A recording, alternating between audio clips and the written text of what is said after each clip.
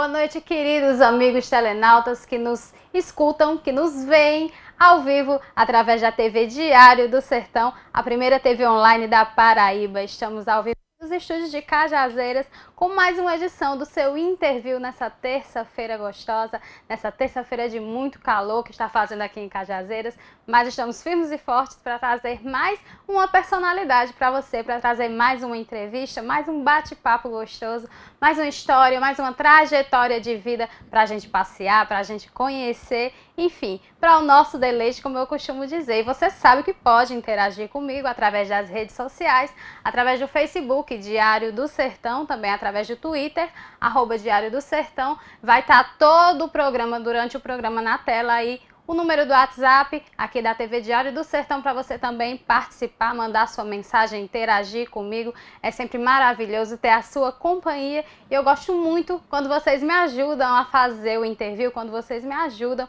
a entrevistar o meu convidado, ok? Então eu espero pela interação de vocês aí abaixo da tela onde vocês nos assistem. Também podem escrever a sua mensagem e mandar para cá porque eu vou ler ao vivo, ok? Não esqueça de compartilhar por onde você anda, por onde você passa, o www.diariodosertão.com.br/TV para nos assistir ao vivo. E o /vídeos, www.diariodosertão.com.br/vídeos, para você assistir aos programas passados que não deu tempo você ver ao vivo por algum motivo.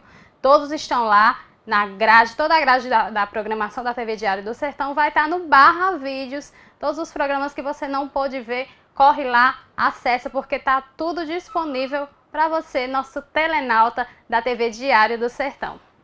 Hoje, noite de terça-feira, eu estou muito feliz em receber mais um convidado e vou apresentar para vocês, vou trazer o boa noite dele, do Eduardo Jorge, que está aqui comigo. Eduardo, muito boa noite. Seja bem-vindo à TV Diário do Sertão. Seja muito bem-vindo ao nosso canto, aqui é o nosso interview, onde a gente vai bater um papo, onde a gente vai contar a sua história. Você vai contar, na verdade, para mim e para os nossos telenautas. Boa noite, fica à vontade, querido. Boa noite aos ouvintes da TV Diário do Sertão. Isso. E os telespectadores do programa Interview. Quero parabenizar logo de cara, que é a primeira vez que eu estou visitando os estúdios e a redação. Fiquei realmente impressionado com os passos já dados pela ideia brilhante do Peterson Santos.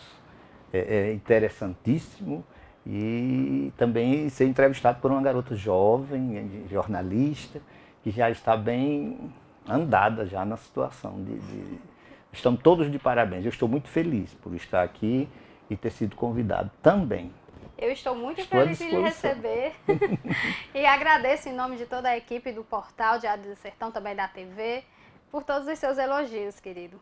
Vamos conversar? Vamos conversar. Vamos falar sobre a sua vida. Você me permite passear lá no iníciozinho, Fica lá nas suas origens? Fica à vontade, Ada, que vamos entrar, vamos navegar, né, nessa história. Você atualmente reside em Cajazeiras? Em Cajazeiras, nasci em Cajazeiras. Você é natural de Cajazeiras? Natural de Cajazeiras. De qual região, exatamente? Onde foi que você nasceu? Onde foi que você se criou, passou a sua infância? Eu nasci exatamente na rua da Tamarina ali, numa casa da esquina ali, na época que eu nasci. Eu nasci em 15 de novembro de 1950. Eita, eu nem gosto de dizer a idade, eu vou descobrir minha idade. Né? Ninguém ouviu. Ninguém ouviu. Eu digo sempre, minha mãe tem 84 anos, mas ela não gosta de que fale essa idade. E até ontem eu fiquei para colocar botox nela e o médico, por falta de sorte, o médico não trouxe o produto e na sexta-feira já estaremos cuidando, né? E eu também, eu pinto o cabelo normalmente para não aparecer cabelo branco. Eu digo até que quando o cabelo está branco, nem celular eu atendo, porque eu tenho medo que as pessoas vejam o cabelo branco. É questão de... Então a vaidade é de família. É o DNA de minha mãe. Sua mãe tem 84 anos, está indo colocar botox. Dirige, ela é loirinha, ela não tem cabelo branco. E ela está lá, ela diz que está muito bem. Onde é que ela mora? Ela mora na mesma rua que eu moro na Tabelião Teolanda 216, ela mora no 84. E mora com alguém? Mora sozinha? Mora com a irmã de criação que eu tenho, que chegou na minha casa com 11 anos. e está com ela como filha. E Que bênção. os outros filhos estão todos em João Pessoa, e tem mais um aqui que é Jorge Sandro, que é da Alto Piranhas, né? Tem aquele programa na Alto Piranhas, ele é meu irmão. Ótimo. E o resto está tudo em João Pessoa. Eu perdi um irmão, o mais velho. São Paulo quantos Antônio. irmãos? Lá em casa foram 6, né? Perdemos o mais velho, Paulo Antônio, e agora restam 5. São homens, são 3 homens e 2 mulheres. George Sandro, eu, George Sandro, meu irmão Carlos Alberto César Guedes. Está vendo que são todos com 2 nomes? Sim. Paulo Antônio, Eduardo Jorge, Carlos Alberto. E olha que George naquela época Sandro. não se assistia novela mexicana, viu? Porque Pois artista de novela mexicana é que tem 2 nomes. Pois é, a minha mãe tem uma história que todos os homens são 2 nomes. E as mulheres são um nome. Sâmia, que é odontóloga que vem aqui sempre aqui.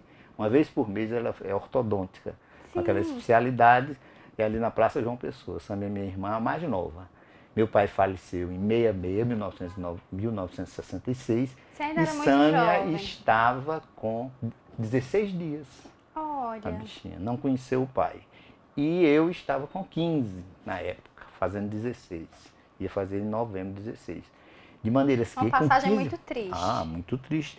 Porque com 15 anos eu assumi a responsabilidade dos negócios de meu pai. Meu pai tinha uma farmácia e eu tive que assumir. Minha mãe era despreparada, assim, não participava da atividade do comércio, que eu acho que essa história de marido e mulher, a mulher tem que participar dos negócios, tomar conhecimento, saber alguma coisa, ver se gosta daquela atividade, que às vezes pode, inesperadamente, a falta do pai, do marido, pode ocorrer de repente, sem nenhuma previsão, e as coisas podem desandar. Eu tive que assumir tudo, eu não sendo nem o mais velho, mas eu era o mais próximo de meu pai nos negócios. Eu gostava muito de ir para a farmácia e participar lá mais. Meu irmão mais velho não acompanhou bem, mas ele terminou nos ajudando. Formamos uma família e tocamos a história da farmácia e depois de formar quem quis se formar. Aí nós conseguimos formar Sâmia, né, que é a mais nova. A menina Edilane é formada em administração de empresa, depois fez concurso para a Assembleia e ficou funcionária, servidora da Assembleia. Sua irmã também? Minha irmã também, Edilane César Guedes. E Carlinhos e Paulo Antônio fizeram só o ensino médio, aquela história. Eu terminei me formando em Direito e gostando da farmácia e cuidando da família com minha mãe, assim, ajudando a todos e tocando a farmácia. Era uma empresa familiar. Eu ainda vou voltar um pouquinho mais. Bom. Foi uma infância, então, com 5 crianças em casa? Com 5 crianças e eu, uma criança de 15 anos, tomando de conta da farmácia com minha mãe. Quando você fez 15 anos, que foi o episódio do falecimento do seu pai, você já teve que tomar conta da farmácia. Nessa época você já estudava? Sim. Já estudava no Colégio Diocesano, Padre Julinho, eu fazia... Na época, 15 anos, eu estava no primeiro ano, alguma coisa assim. Eu estava na 8ª, que chamavam... 8ª série. 8ª série hoje, que na época era o 4º ano ginasial. Isso. O 4º ano ginasial. Nessa época, nós até quando terminamos o 4º ano ginasial, nossa turma, que era muito bem organizada a história, nós fomos um passeio de formação. Quando houve a formatura, a gente fazia um passeio de formatura, nós fomos para o Rio de Janeiro, toda a turma, no ônibus, naquela época, em 66, um ônibus com toalete a bordo, que antigamente os ônibus não tinham toalete. E esse ônibus, a Aviação Brasília, né? O pai de um dos colegas nossos, que é o saudoso memória era o senhor Abrantes, era pai de João Bosco Abrantes, que é falecido. Ele patrocinou, ele foi o Paraninfo e patrocinou essa viagem. E Raimundo Ferreira, que era o dono da empresa, por onde a gente passava, que dava almoço, ou jantar, ou dormida, era patrocinado por Raimundo Ferreira, que era um grande empresário aqui em Cajazeiras, que hoje mora em Juazeiro do Norte.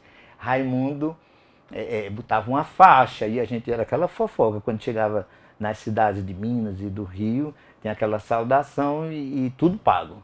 E isso foi uma brincadeira boa, porque nós passeamos, nos divertimos muito. E houve aquelas brincadeiras de mau gosto também na viagem, né? Que você tá dormindo. Isso que eu tô tentando Aí tem imaginar.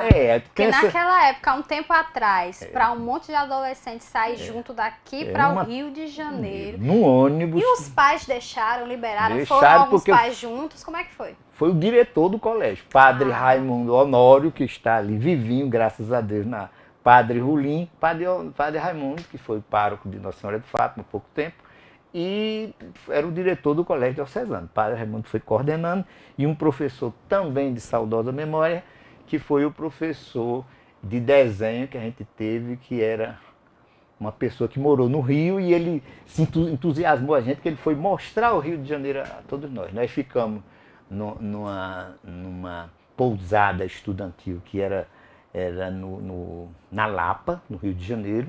Nós ficamos numa pousada estudantil, que era uma casa do governo do Rio de Janeiro, que recebia estudantes que vinham em passeio. Olha como ficou. A gente se encontrou com tudo que é estudante do Brasil. Deve ter sido uma delícia. E uma brincadeira exagerada, que naquele tempo a gente chamava de molecagem, mas uma molecagem sadia, que a gente trocava, por exemplo, vidrinhos de perfume que alguém comprou por sapólio, né? A gente ficava com vidro de perfume para se perfumar e a turma levava para casa sapólio dentro do vidro. Coisa pouca. Umas coisinhas assim, né? E outras brincadeiras mais que a gente fazia, e os apelídeos, e a dormir, aquela história de molhar a toalha, né? Dar um nó na toalha e molhando. Você sabe dar um tremendo nó, né? Fica aquele baita de nó. Aí você está dormindo e bem tranquilo, aí chega, ele dá uma toalhada na sua cabeça para você acordar, que na hora de dormir. E por aí começavam as briguinhas dentro do ônibus. E o outro era a turma gente que era paparicado pelo pai e a mãe, que sabe o que fazer? Achava de levar lanches, aquelas uma valise cheio de lanches. E a gente descobria quem tinha lanche e vamos fazer o sequestro desses lanches para dividir com a turma, né? E por aí aparecia latinhas de quitute e sardinha rolando, e pacote de bolachas, que a mamãe de fulano de tal mandou ele dormindo e a gente comendo aquele lanchinho dele, e o padre ficava rindo que ele não podia controlar nada. Não dava para controlar. Mas foi uma viagem interessante e muito tão boa. Bacana que ficou na sua memória, assim, muito viva. Pois é. Você lembra dos detalhes e acho que não vai esquecer nunca, não é? Não esquece, né? A viagem, né? Na época, Roberto Carlos estava lançando um CD, que era aquele que todo mundo vai para o inferno. Sim. E a gente tinha filas homéricas, uma fila enorme, que a gente ia para a Mesbla, no Rio, não era outra coisa, para comprar o disco de Roberto Carlos, que todo mundo vai para o inferno. E a gente numa fila enorme para ver se conseguia comprar o bolachão, o LP. O disco de vinil. De vinil, tamanho do mundo, de Roberto Carlos. O LP do Roberto. Eita. Isso, nós estamos em 1966. Quantos anos? Aí, nós estamos, já vai fazer 50 anos. Isso. Bom, nessa época, o Eduardo jovem, o Eduardo mirim, o Eduardo adolescente, você já imaginava o que você tinha um sonho assim, de alguma profissão que você queria exercer? Eu vou dizer minhas paixões, você vai ficar em casa com a sua. Olha, desde os 10 anos, 9 anos, eu já era um assíduo ouvinte de rádio. Rádio do exterior. Você gostava de música internacional? Música internacional e os serviços brasileiros das rádios, que tinha o serviço brasileiro das rádios do exterior, transmitindo para o Brasil em português. Eu era assíduo ouvinte da Voz da América, da Deutsche Welle, a Voz da Alemanha, a Rádio Moscou, falando em português. Era um moço muito rico culturalmente. A rádio da Alemanha Democrática, que era o lado comunista da Alemanha na época, e Rádio Canadá, e tudo isso e acima de tudo assim, tinha mais um detalhe, escrevia para essas rádios todas, pedindo materiais, que esse tempo eu colecionava flâmula, colecionava selos, eu era filatelista, eu colecionava flâmulas, que você não sabe nem o que é mais, você não alcançou flâmula, uma bandeirinha assim, que vai afinando assim, que usavam em propagandas comerciais, e as empresas mandavam. Por exemplo, você tem uma flâmula da Voz da América, Voice of America, você tendo essa flâmula, não era uma coisa interessantíssima. Aí eu lutava, pedia isso, pedia selos, pedia catálogos turísticos lá da Alemanha. Isso você com 15, 16 anos? 10, 12 anos e por jovem ali. ainda. Isso meu pai. Como é que você fazia para escrever? Você tinha que escrever na língua deles ou você escrevia? Não, o serviço brasileiro. Eram locutores brasileiros, residindo em cada país desse, que ainda hoje tem. Eram como se fossem correspondentes. Mas tinha um programa de tantas horas para o Brasil. Transmitia para o Brasil em português, todos os funcionários brasileiros lá naquele país. Até a Rádio Cuba. A gente escutava a Rádio Cuba. Nossa. Tinha um serviço brasileiro da rádio. Tudo é serviço brasileiro, falando na língua dele. A Voz da América ainda hoje tem o serviço brasileiro da Voz da América para o Brasil. E aí a gente não parava de descobrir rádios novas. Eu vivia corujando rádio e escrevendo. Meu pai me deu uma máquina de escrever que eu não tinha. O Banco do Brasil fez um leilão das máquinas antigas para botar as novas. Meu pai arrematou uma máquina e me deu uma Smith Corona, que era do Banco do Brasil. Aí eu fiquei todo feliz, porque tinha uma máquina de datilografia para eu mandar as cartas para o exterior. Gastava uma notinha mandando carta para o exterior, que era mais caro. O embarque dessas cartas. Mas era bom porque eu ficava emocionado em receber aquelas cartas de tudo que era país. Tão longe e sendo respondido, sendo correspondido. E quando eles diziam lá, o ouvinte de Cajazeiras, Eduardo Jovem. Tudo que você queria. Aí eu pedia música em inglês, eles era isso que eu queria saber. Esse seu interesse pela rádio era mais pelas músicas ou era pelo lado jornalístico também? A rádio jornalística, as notícias, e admirava. Você gostava disso? Era. Na Voz da América, hoje interessante, que depois a gente vê, era um locutor da Voz da América naquela época, uma figura que hoje foi até governador de Minas Gerais. Eu não estou lembrado do nome, mas era ele, não sei se você vê o Mahatma Connection, que é da Globo News, um programa feito em Nova York, da Globo News, com o pessoal brasileiro lá, que tem o Caio Blinder, né? Tem esqueci do nome do outro, tem lá, essa turma era da Voz, eu conheço eles da Voz da América do tempo que eu era criança. Hoje eles estão na TV. E por aí eu gostava do jornalismo e do programa e da alegria e da satisfação de estar ouvindo rádio. Eu era um verdadeiro apaixonado. E meu pai comprou um rádio Philips de várias faixas e eu fiquei feliz da vida porque estava escutando com perfeição. E às vezes eu botava uma antena enorme na casa para poder captar onda curta, que onda curta você sabe que é uma bronca para sintonizar. Hoje é quase impossível, né? Você escutar, mas naquele tempo a rádio era pequena, poucas linhas de eletricidade, né, potente que tem no meio da sala, que atrapalha isso tudo, entra na história da sintonia. Bom, Eduardo, nós vamos conversar muito mais, ainda temos muito mais para falar, a contar sobre a sua história, só estamos no começo, mas eu vou te pedir só um minuto para a gente fazer o intervalo comercial. Gente, é bem rápido, não sai daí, a gente volta daqui a pouquinho.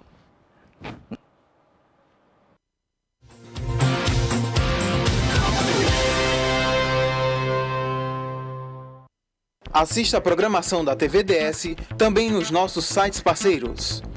Agora BB, Televisão na Paraíba, Sertão Informado, Paraíba Urgente, O Diário de Vieirópolis, Pedra Branca News, F5 Paraíba, Aparecida 1, CZ Informado, Araçás FM, Agitos Play, Cofemac, Alô Sertão, Vale Informado, Diamante Online, Cajazeiras Boa, PB Atual, Mais PB, Ibiara Agora, Blog do Furão, Portal CZN, Movimento Reg, Polêmica Paraíba e Portal Litoral. TV Diário do Sertão, a primeira TV online da Paraíba. Atenção, Cajazeiras e região! Na hora de fazer suas compras para utilizar ou revender, o endereço certo é em Geraldo Lira Confecções e Calçados, onde você tem a oportunidade de comprar para calçar e vestir toda a sua família com preço diretamente de fábrica. Em Geraldo Lira, o rei das confecções, não precisa você levar dinheiro, porque além de ser barato, dividimos em prestações que cabem no seu bolso. Geraldo Lira, o rei das promoções, vendendo barato, fiado e dividido.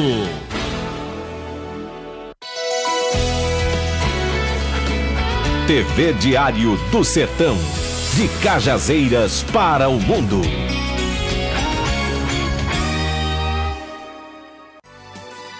Não se preocupe com horário. Se precisar, pode contar com Central Lab.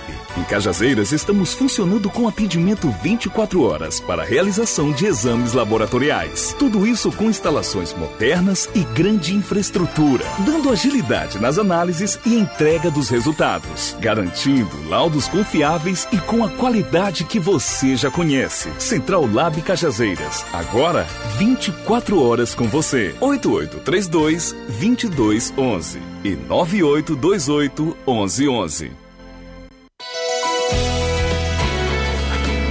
TV Diário do Sertão, de Souza para o mundo. Eu sou de Cajazeiras, a nossa cidade, terra da cultura que me deu saber. Foi o Padre Ruli que nos abençoou, cidade que ensinou ao Paraíba a ler. É lindo ver o Cristo de braços abertos, por quem faz tudo certo nesta vida vence. Estou muito feliz falando a verdade, eu amo esta cidade. Sou cajazeirense.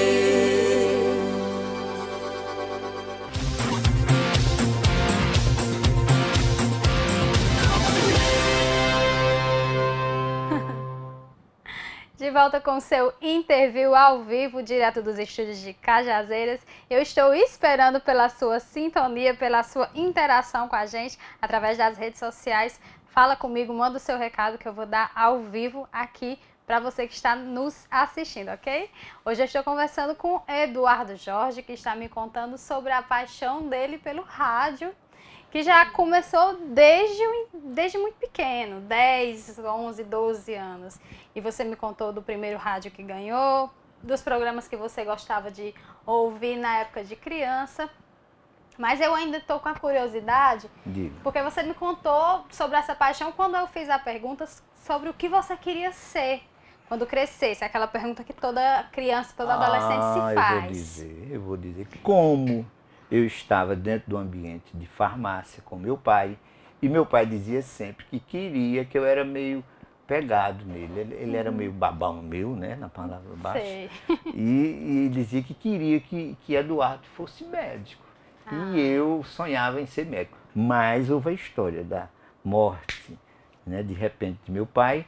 E... Por que o seu pai faleceu, Eduardo? Meu pai foi em condições trágicas, né, com relação ele teve uma morte, ele perdeu a vida dentro do estabelecimento, através de um concorrente, essa história assim, do ramo de farmácia. Meu pai cresceu muito aqui na cidade e houve aquela... Foi um assassinato? Foi um assassinato, lamentavelmente. Mas meu pai um assassinato brutal, tiro? Brutal, tiro e tudo coisa mais. triste. Meu pai é um homem muito querido na cidade. Você sabe que um farmacêutico, numa cidade pequena, ele era quase que... aqui tinha 5 médicos, ele era o 6º médico da cidade. Quem é que fazia aquelas indicações? As pessoas até hoje vão ali na bancada da farmácia e perguntam mesmo o que você acha que eu devo tomar e tal. Então seu pai era muito isso. Muito isso. Fazia isso, ele tinha um coração muito bom, ele era muito amigo de todo mundo e foi um dos sepultamentos mais concorridos naquela época, uma coisa que abalou a cidade. A cidade fechou e encerrou tudo, foi uma coisa que não estava esperando. Ele tem hoje o governador Tarcísio de Miranda Buriti, quando governador, através de um projeto de lei, né, de Antônio Quirino, o deputado Antônio Quirino, a policlínica tem o nome do meu pai, está lá. Orsino Guedes. Tu não conhece? Orsino Guedes era meu pai, querido, que eu queria muito. Que eu não esqueço nunca do dia que ele disse que ia comprar um dicionário para mim, e quando fechou a farmácia, foi comigo sem dizer nada, na livraria de seu Cazuza, de seu Nezinho, que é ali na Praça João Pessoa. Aí disse, para aí, vamos entrar aqui. Aí Nezinho entrou, chegou o dicionário, pensa que eu tremi tudo. Isso foi em 1963, eu tinha 13 anos. Ele comprou um dicionário de língua estrangeira? Não, de português, que eu não tinha dicionário em casa. Ele comprou o dicionário de Holanda. Aurélio Buarque de Holanda. E ainda hoje eu tenho esse dicionário. Nossa, com minha letra lembra tantos detalhes assim. Parece uma coisa que foi muito importante para você nessa época. Eu saí com um dicionário novo, cheirava o dicionário para casa em 1963. Meu pai deu esse dicionário, eu fiquei muito feliz, mas ele dizia sempre que era para eu ser médico. E eu com essa luta toda... sabia ele que você estava com o pé na comunicação. Pois é. Aí era na comunicação. Aí depois vem a história de 63. Meu pai faleceu em 66 e eu assumi a história da farmácia. Mas eu continuei estudando. Eu terminei o científico. Além da administração da farmácia, que você teve que tomar conta, como é que você administrou em casa os seus irmãos com relação a essa morte tão trágica? A gente sabe que um fato como esse numa família pode trazer revolta, pode bagunçar a cabeça de algum dos membros da família. Como é que você administrou isso? Meu irmão, o mais novo, o Carlos, ele ficou muito revoltado e deu muito problema. Meu irmão mais velho, nós tivemos problema para botar na cabecinha dele as coisas certas. Mas foi passando e foi andando. Foi andando e eu continuei estudando. Terminei naquela época o científico, que é hoje o ensino médio, né? Isso. Primeiro, segundo e terceiro. Inventei de fazer o vestibular de medicina em João Pessoa, sem me preparar muito. Mas mesmo assim eu passei na primeira, na segunda, na terceira. Quando chegou em física eu perdi. E dizia, o menino vai ser médico. Mas o vestibular difícil, eu me lembro até onde foi a prova. Que eu fazia a prova no Liceu Paraibano, ali no centro de João Pessoa, ali próximo da Lagoa. As provas eram ali. Eu fui com os colegas, passei os dias lá, mas não consegui passar. Daí voltei, em 69, quando surgiu a FAFIC, eu fui da primeira turma da FAFIC. Eu fiz vestibular de Geografia e comecei o curso. Mas Geografia não me interessava muito e eu terminei parando o curso. E esperei para fazer Direito em Souza. Quando abriu o Direito em Souza, eu fui fazer. Fiz vestibular. E esse interesse pelo direito? Direito era porque o empresário devia saber direito para poder se posicionar bem no dia a dia e etc, etc. E você já estava ali dono da farmácia, então já era um empresário que precisava saber tudo do direito. Do direito. Eu tinha essa coisa, eu não queria muito exercer. Como ainda hoje eu sou meio ruim assim para topar o direito, eu não gosto muito, mas a gente aqui e lá a gente providencia alguma coisa. Mas eu estou acelerando, eu estou aí fazendo já o curso de Direito. Eu já estava, 69, em 72 eu casei-me, né? Com 22 anos eu casei-me com Jerusa Macambira Guedes, hein? Tão jovem, por quê? Jovem. 22 paixão. Anos, uma paixão danada, acho que... aí com 22 anos casei-me, mas a noiva tinha só 18 aninhos, não era? Aí resultado, tem ainda a história, eu avancei, tem a história de quando eu estava na faixa aí eu estou em 66 por aí, antes de 66, 65, meu irmão começou uma amizade no serviço de alto-falante que tinha um nome histórico de DRC, a Difusora Rádio Cajazeiros, que é uma rádio, uma emissora de rádio. Nessa época era um serviço de alto-falante, por isso que esse nome Difusora é originário, né? Mozart Assis, né, que foi o fundador e o primeiro proprietário. Mozart Assis era dono de um serviço de alto-falantes. que acontecia no primeiro andar da firma Carvalho Dutra, que era a firma que ele gerenciava. Então, isso funcionava. Toda noite tinha o serviço de alto-falante.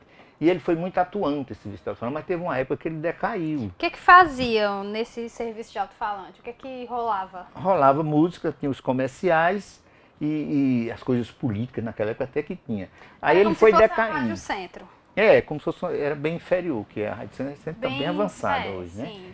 Aí, na época, a difusora era um serviço de alto-falante, tinha as questões políticas e muita gente falava, os candidatos e tudo mais, mas houve um declínio. Não houve um declínio porque a renda ficou baixa, aí o Mozart deixava a coisa funcionar mais ou menos por jovens, assim. Meu irmão começou a se interessar, não tinha ninguém para tomar de conta, aí ele começou a tomar de conta.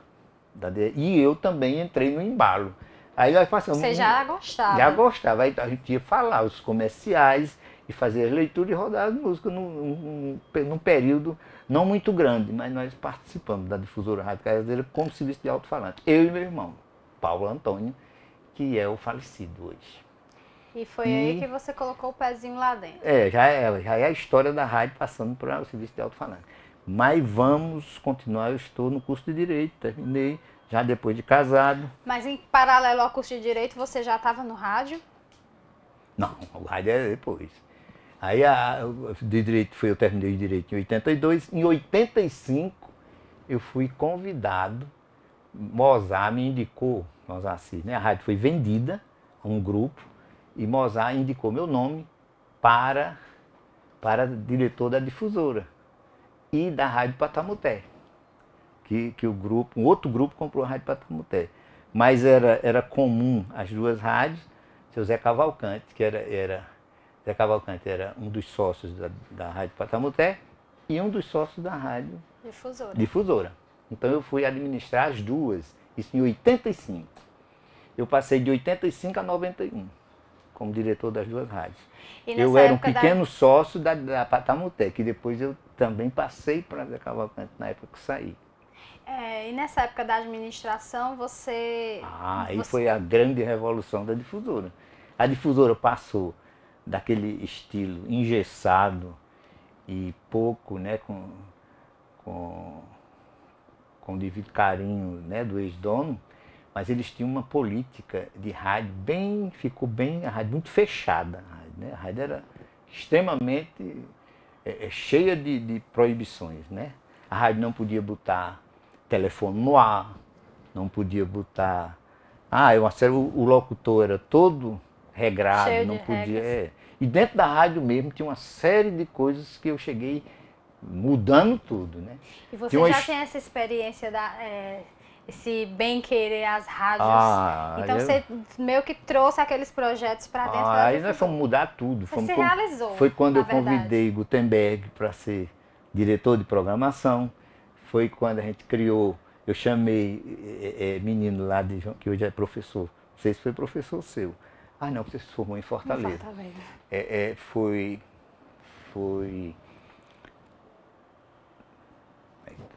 esqueci o nome. A gente lembra daqui a pouco. Daqui a pouco a gente lembra. Lúcio Vilar. Eu convidei Lúcio Vilar. Irmão de Luiz Vilar. Lúcio Vilar, convidei Lúcio Vilar para a rádio, ele foi ser um dos diretores da programação da Rádio Patamuté e também ajudar na difusora. E a gente fez aquela evolução, trouxe Mariana Moreira para Patamuté no começo e depois para a difusora. E o Boca Quente criou-se, e o telefone foi liberado, e a rádio teve aquele pique. Em 88 a rádio transmitiu muita coisa da Constituinte, né, quando em 87, 88, e a rádio ganhou prêmios, e a rádio transmitia até 1h da manhã, transmitia festas, 1h da manhã, a gente teve uma época que a gente inventou festas, e a rádio tinha um programa indicado para crianças, que era o programa que aí eu botei minha menina para ser apresentadora, Valéria. Valéria tinha 8 anos, era apresentadora de um programa infantil, o Lúcio era o diretor, e Valéria dava um show. no programa, que ela era muito precoce, e trazia as crianças para ser entrevistada, como você está me entrevistando aqui, Valéria entrevistava outras crianças, e era uma folia na rádio desse programa, que ganhou uma audiência grande, ao ponto de ter pais invejosos querendo contratar horário na rádio para botar a filha para apresentar um programa. E eu tive que arranjar depois. E Valéria, depois, muito cheia de criatividade, começou a ver que estava enfadando, de que gravar, o programa era gravado e era muita gente, e aí ela ficava cansada. E disse, o senhor não vai assinar minha carteira não, que eu não vou trabalhar de graça aqui não, nessa rádio não. E ficou aquela coisa assim, e Lúcio dava assistência e o programa era todo produzido, e pororô, e que terminou Valéria deixando o programa e surgiu outras coisas.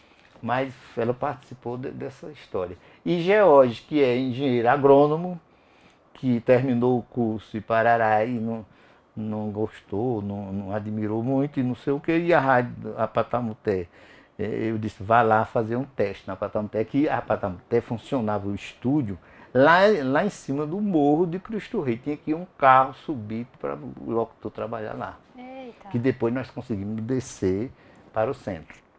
Aí George terminou de engenheiro agrônomo, terminou de locutor, apresentador da rádio Patamuté e depois para Alto Piranhas. Alto Piranhas, onde está? Quer dizer que você que colocou aqueles tijolinhos que formam a base da difusora da Patamuté? Com certeza, com o maior carinho, com o maior empenho. E a gente fazia os debates do carnaval. Aqueles debates fomos nós que criamos, que Jerusa era encarregada de fazer o lanche daquele povo, tudinho conversando. Ela fazia uma macarronada e pororô, e ficava o povo lá mudando de horário. E a rádio teve, né, com a colaboração de todos, o programa foram todos gravados. Aquelas vinhetas que eu fiz tudo no Rio de Janeiro, com Cid Moreira, com aquela turma bem interessante da época. Que coisa, né? Bacana. E Valéria, eu gravei a abertura do programa dela com Carequinha, que já é falecido, grande Carequinha, né? Aquele palhaço. Sim, palhaço. Que fazia aquelas músicas de criança. E a rádio teve aquelas conquistas todas, a gente transmitiu o carnaval todo, que inventou essas transmissões externas, nós inventando essas coisas que lançou moda, né? A rádio era muito presinha no canto, teve o seu grande serviço prestado, mas o Mozart envelheceu, né? Não quis abrir, era uma coisa fechada. Tanto era fechado para o público, como era fechado para os funcionários, porque tinha até um serviço de escuta dos telefonemas dos funcionários. A primeira coisa que eu acabei na rádio, tinha gente, funcionários que escutavam o telefonema de cada funcionário, para saber o que era que o funcionário estava conversando. Deus, não dava nem privacidade ao funcionário. É uma coisa terrível, que a gente foi desmontando e depois surgiram outros problemas e eu terminei me afastando da rádio e cuidando de outras coisas. Bom, deixa eu mandar um abraço. Nisso, em 1977, eu comprei o Cine Éden. Eu entrei na tudo é comunicação. O cinema ia fechar e o Cine Éden eu comprei, nós adquirimos, eu e meus dois irmãos, e fomos cuidar de cinema desde 77 a 92. O Cine Éden que fechou na minha mão. Muito tempo. E deu um trabalho grande e a qualidade do cinema começou a cair, você sabe disso, que vê aquelas pornos chanchadas, depois filmes eróticos de sexo explícito, e ficou aquela coisa assim, foi caindo, e a gente terminou desmontando e hoje serve de monografias para o curso de História e mais outros, que eu vivo agora fornecendo material para os alunos fazerem trabalho de monografia no final de curso. Eu quero saber mais. Deixa eu só mandar um abraço para o Eduardo Guedes, para Fran Tavares da Silva, para a Liduína Araújo, que estão nos assistindo. Um grande abraço para vocês. E lembrar que hoje tem Frente a Frente, logo após, hoje é terça-feira, logo após o interview, colado com o interview daqui uns 10 minutinhos, viu, Jackson? Tem Frente a Frente, direto de Souza, nosso amigo Jackson Queiroga hoje vai entrevistar a Madre Aurélia, direto de Souza. Então, logo mais, daqui a pouquinho, assim que eu encerrar aqui com o Eduardo Jorge, a gente passa para você, Jackson, direto aí de Souza, com a entrevista, mais um Frente a Frente com a Madre Aurélia, ok? Só um minutinho que a gente vai acabar já já. Eu quero saber um pouquinho mais. Foram 6 anos na difusora? É mais ou menos isso, né? E foi muita criação, foi produção para mais foi de que década. Pegou Benício Diniz, nós colocamos Benício Diniz, que fechava, fazendo as coberturas aqui à noite, fora de hora, na cidade do interior. O Benício deu uma grande ajuda. Lúcio Vilar fez um trabalho brilhante. Luiz Vilar entrou e fez grandes programas e tudo mais. E você disse Fora que tinha uma Cartoon. parcelazinha de sociedade dentro das duas empresas? Não, só na Patamuté. Na Patamuté. E aí você passou quando saiu. Quando saiu. E o que foi esse problema tão grave que você tão envolvido lá dentro, tão apaixonado por aquilo e teve que sair? Decisões administrativas por parte da direção maior do diretor-presidente da rádio. Eu fiquei meio desgostoso e terminei saindo, né? Determinadas medidas não muito interessantes ao meu ver, e eu saí. Mas a gente sai... Mas você saiu com mágoa de alguém? Ou chateado com algumas a pessoas? gente sai com certa mágoa, mas isso tudo ultrapassou, isso tudo... Passou, isso tudo é uma página que virou e pronto. Mas no travesseiro a gente chora, né? No travesseiro chora até hoje, quando lembra. A gente gosta.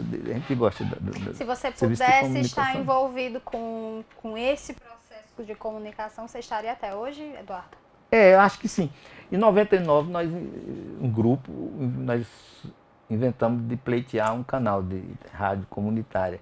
E terminamos, através de uma liminar, uma juíza daqui, nós botamos uma rádio família, que era uma rádio que transmitia muito o tema católico, era muito ligada à igreja e à comunidade religiosa, sobretudo a Mãe de Misericórdia, a comunidade Mãe da Misericórdia. E a rádio durou aí foi 2000, uns 2 anos, depois saiu do ar e nós pleiteamos, perdemos a chance e estamos aí. Um dia pode ser que surja uma rádio comunitária, uma coisa assim. Mas agora eu vou voltar no cinema. Você passou muito tempo no cinema, houve debates, houve um grande evento estadual aqui no cinema, com a participação de grandes nomes do cinema nacional, Zé Drummond, Zé Lourenço, um diretor de cinema. E foi uma coisa, nós conseguimos muita coisa. E rodamos grandes filmes aqui.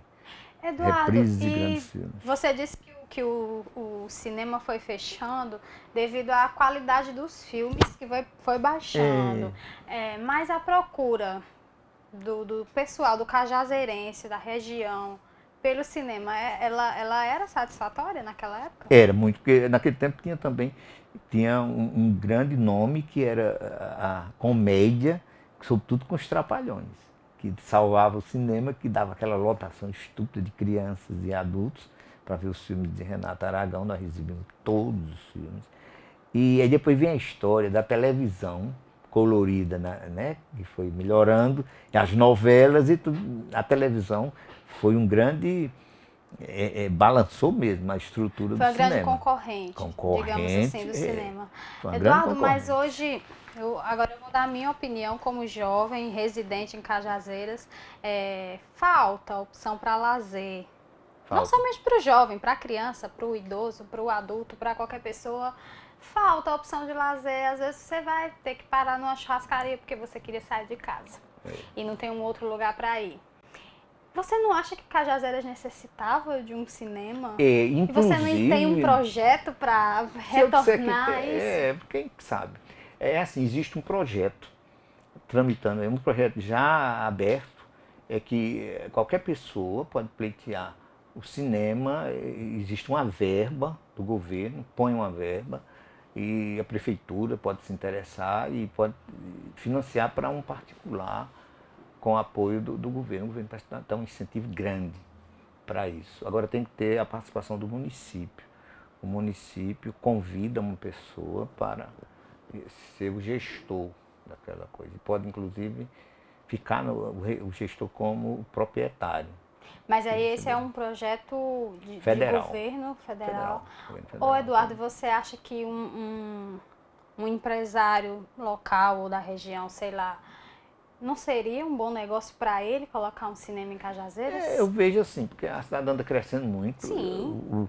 A ocupação, sobretudo o problema imobiliário, né, de aluguéis, sobretudo na área comercial, é muito pesado. Eu vejo assim, que um cinema requer um local relativamente grande e o aluguel é uma coisa muito cara. Não sabe se que o governo, esse projeto do governo inclua a edificação do prédio do cinema. Fora disso, para você alugar um imóvel para colocar um cinema. Você acha que não compensaria? Você esteve Tem que lá ser dentro, então você subsidiado. sabe mais do que eu ou do que qualquer outra pessoa. Pode ser, né? Tudo é possível. A cidade está aumentando, está aumentando. Muito estudante, A muita entrada gente do cinema tem curiosa. subido. Naquele tempo a gente sofria muita coisa. Por exemplo, o cinema, quem dominava na época era o cinema internacional. As companhias de cinema, elas instaladas todas em Recife, com os escritórios, e havia um jogo assim, muito perverso com o exibidor cinematográfico. Por exemplo, para eu exibir um grande filme, ele fazia uma imposição de eu ter que rodar antes daquele filme Comerciais. ou filme de baixa qualidade, 10 filmes fracos de bilheteria. Era como se fosse assim, ele tinha um lote, pronto. Será que isso Vamos existe supor, até hoje? é uma coisa maldosa. Para eu rodar Tubarão, eu tenho que rodar 12 filmes antes. Filmes internacionais de baixa bilheteria. Isso tudo era isso. E quando o filme era bom, eles tinham uma história que o filme não tinha preço. O filme era a garantia mínima, estabelecia uma garantia mínima de bilheteria. Você tinha que pagar no mínimo R$2.000. Aí ficou aquela coisa assim. Ok. Eduardo, e hoje? Hoje você está fazendo o que da vida? Eu sou aposentado da Previdência, sou formado em Direito, que colaboro alguma coisa na área de Direito, com meu filho, que agora não pode mais, porque ele é analista jurídico no fórum, mas é só lendo muito, né, revendo a história de Direito, também eu gosto muito de rever a Você parte não pensou teórica. em academia, em dar aula com esse curso que você tem, fazer uma pós-graduação e acabar na Eu universidade? fiz uma pós-graduação em temas atuais do direito em 2007. Aí eu também, né, a idade avançou um pouco. Foram 33 anos na farmácia. Você está se dando o direito de descansar agora. Eu nunca tive férias, eu nunca passei nem nunca tive férias. Aí eu estou mais quietinho, assim, lendo muito, repousando, curtindo os netos e vendo as coisas aí, curtindo o trabalho da área de vocês. Eu quero que você continue curtindo cada vez mais o nosso trabalho. Agora que você esteve aqui, espero que você fique de olho lá na sua casa, quando você tiver um tempinho, vai lá no computador e nos acessa, assista mais a TV Diário do Sertão. Do Diário TV eu estou encantado, porque eu gostei da estrutura aqui, está muito bem. Bem instalado para ser uma coisa inicial. O menino Peterson está dando passos interessantíssimos nessa área. E eu tenho a história dele, que ele era garotinho na rádio, o pai dele trabalhava era da universidade, trabalhava na rádio, e ele que era louco para ser operador da rádio. E tinha uma fiscalização do Ministério do Trabalho, e eu tinha medo dele ficar viciado em rádio e depois prejudicar os estudos dele. Era um chororô dele querendo, e eu aqui e acolá fazia um esqueminha para ele trabalhar. E ele teve grandes chances lá. Ele mexia, eu digo, mexe em tudo aí que você é da casa devido ao pai dele, Mário Alves, né? Que a vida dele. A vida dele era Peterson. E Peterson fez muitas participações lá na rádio. Todo mundo que trabalhou em rádio em Cajazeiras tinha uma história dele para contar. Peterson, mas na difusora a gente deixou, por exemplo, eu não posso deixar de esquecer. Tem os funcionários da difusora que a gente não esquece nunca, né? Nós temos o menino, o Tatico, né? Que é um nome dos mais interessantes, né? Da rádio, que está hoje já antigo, mas bem, o programa dele tem uma audiência e a brincadeira dele agrada a todos, né? A brincadeira dele continua. Aí tem Laurenito, tem aquela turma toda, né? Luzia, a gente não esquece nenhum deles. O tempo passa, mas a gente esquece. Tem o menino, o lá que hoje está no transmissor, que é gente muito boa, a gente lembra muito dele. Eduardo, e hoje quando você vê de fora, acredito que você continua acompanhando rádio todos os dias, porque essa paixão não acaba de uma hora para outra. E você está fora disso tudo, mas você tem uma visão clínica porque você já esteve lá dentro. Como é que você avalia hoje as rádios em geral? Não vou te colocar uma saia justa, as rádios em geral em Cajazeiras. Você acha que o serviço está bom? Você acha que existe rabo preso? Você acha que está voltando e está ficando engessado como foi um dia? Como é que você acha que está? Tem muita coisa a desejar no rádio, né? Era para ter avançado mais um pouco. É a história do jovem, né? Tem que botar sangue novo aí nessa rádio e deixar a turma liberar, né, os conhecimentos, né? Hoje em dia, o formado em jornalismo, essa turma é que tem que tomar, formado em publicidade, essa turma é que tem que assumir, senão a rádio vai ficar antiga. Aquelas manias dos velhos, com aquela história de prender na mão, né? Ou a rádio se abre para o mundo que está aí, o mundo que está aí da internet e de tudo mais, ou o rádio termina desaparecendo. Eu vejo assim, eu tenho esse medo do rádio. Você vê que a história já estão mexendo, já está dando uma sacudida na televisão. Você sabe que as televisões abertas, a luta da Globo para sobreviver já é uma coisa bem interessante. Ou ela se alia, olha como está a coisa. A rádio se aliando à internet. A televisão com a internet dentro. O Faustão apresenta o Faustão com a moça, com o computador todo tempo acompanhando. Ali interagindo com o pessoal que está na internet. Ou há essa participação, ou a rádio vai terminar desaparecendo. Mas eu acho que não, eu continuo curtindo a rádio. Só que eu gosto muito da CBN, né? Eu gosto de escutar a CBN de São Paulo. Eu passei outro dia aí 3 meses em São Paulo, 4. Eu passava o dia escutando a CBN de São Paulo. Eu gosto demais da programação da CBN. Isso, que é paixão. Aí eu cheguei aqui, quando eu escuto de manhã o Marcos Rodrigues, né, na Arapuã. Já tá bom, mas precisa mais, né? O jornalismo da Arapuã é bom, mas tem assuntos que você tem que trazer à tona. O rádio não é só o que acontece, é o que está errado, o que está fraco. Cajazeiras hoje quem tem, gente da idade acima de 50 anos, deve se cuidar morando em Cajazeiras. Porque o nosso serviço de urgência, sobretudo para a área de AVC e de infarto do miocárdio, é terrível. A possibilidade de ir a óbito, de fazer óbito, é muito alta. Nós não temos, ninguém sabe. Nós sabemos, temos os anticoagulantes que vai salvar um infarto de uma pessoa. E aí? O jornalismo das rádios para exigir e alertar os políticos e a Secretaria de Saúde do município e do Estado, no sentido de viabilizar esses atendimentos de urgência. A urgência na vida dos idosos está funcionando bem.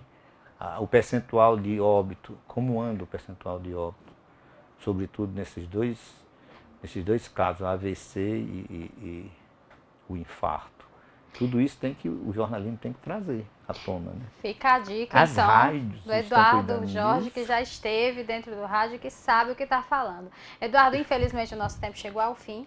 Eu quero agradecer demais a sua presença aqui. Eu falei que 1 hora ia passar bem rápido, já passou inclusive de 1 hora. Pois é. Quero agradecer a sua presença aqui, dizer que as portas estão abertas e que foi um prazer conhecer você, conhecer a sua história. E o prazer também foi meu, conhecer você e as outras meninas. E elogiar a Peterson, esse herói. Isso é um herói que nós temos aqui. A cidade tem que chegar junto de Peterson, não deixar nada que aconteça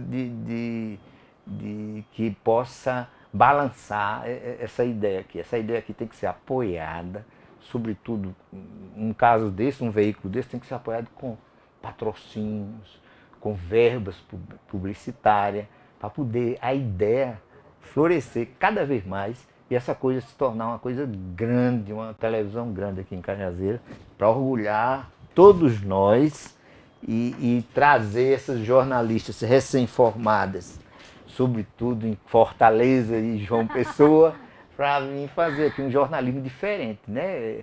Pegando as ideias antigas que são válidas e o novo, e questionar as coisas e pressionar o poder público para atuar melhor e empregar bem o dinheiro dos impostos. Eu quero agradecer e desejar boa noite aos telespectadores da TV, da televisão Diário do Sertão. Diário do Sertão e do programa Interview. Muito obrigada, querido, pela sua participação aqui conosco. Eu agradeço demais a você que está aí do outro lado nos assistindo, no seu tablet, no seu celular, no seu computador, enfim, onde quer que você está, compartilhe a TV Diário do Sertão e nós estaremos de volta quinta-feira, se Deus quiser, com mais uma edição do seu Interview. Agora você fica com Frente a Frente, direto de Souza, o Jackson Queiroga entrevista a Madre Aurélia e amanhã tem Interview direto de Souza com a Paloma Santos, então você não perde por ficar colado na TV Diário do Sertão. E eu volto amanhã, se Deus quiser. Um grande abraço e tchau, tchau.